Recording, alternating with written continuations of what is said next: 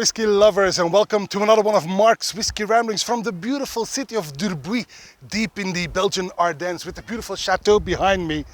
This is a very interesting place from a historical point of view, but this is not a history lesson, this is a whiskey rambling. So I thought this was a good idea to open up a brand new bottle from a friend of mine, Tom Haseldonckx. He was the cask owner of this Wolfburn. There we go.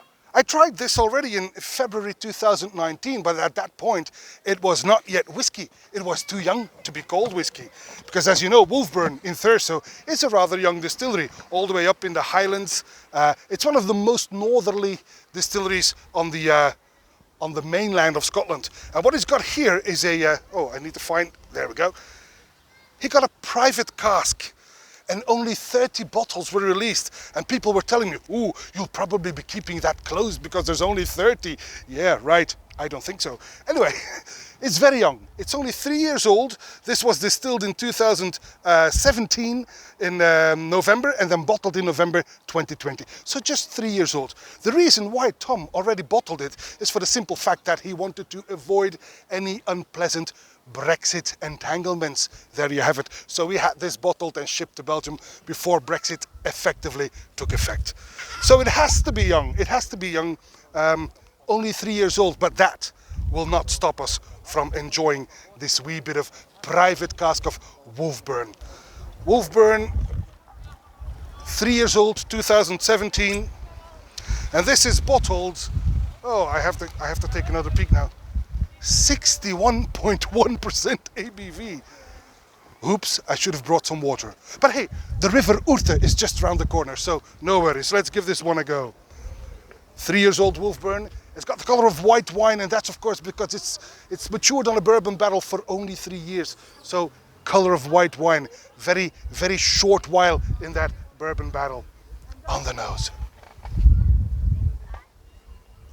But it's surprisingly creamy. I get some Werther's Original. I get some white chocolate. I get some dried coconut. But also soft vanilla. Gooseberries, lime. There is a floral hint in there as well. And while it cannot deny its very young age, it's already quite a pleasant nose. I get some salt in the back now. Some maritime notes. This is young and a bit cheeky. Right, on the palate.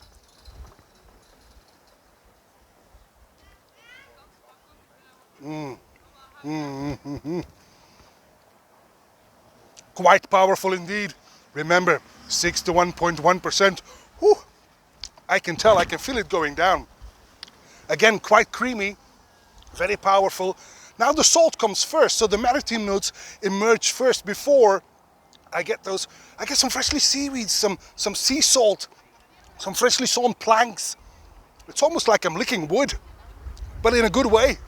And then the vanilla kicks in, the white chocolate returns, the coconut returns. Quite peppery as well. I get some wood spices. Feisty, young, but quite pleasant on the finish then.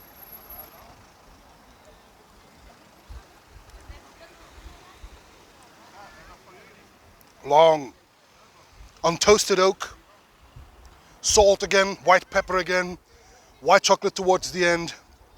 Very nice, very powerful, lingers very long.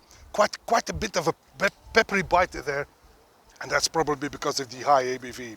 Now, this is a young and cheeky fellow from Wolfburn, and I can imagine Tom would have loved to have his malt sleep some longer on that bourbon cask, but he had to, like I said, he had to bottle it now to avoid any Brexit entanglements. But Tom, you needn't have worried, because this, even though it's only 3 years old, this is already a very pleasant, very enjoyable Wolfburn. So you can be quite proud that you were able to bottle this private cask. And I am proud that you thought of me for one of those only 30 bottles. And that's all for this whiskey rambling from the beautiful city of Dermul in the Belgian Ardennes. And I hope to see you at one of Mark's whiskey ramblings real soon. And until then, may the malt be with you. Bye-bye.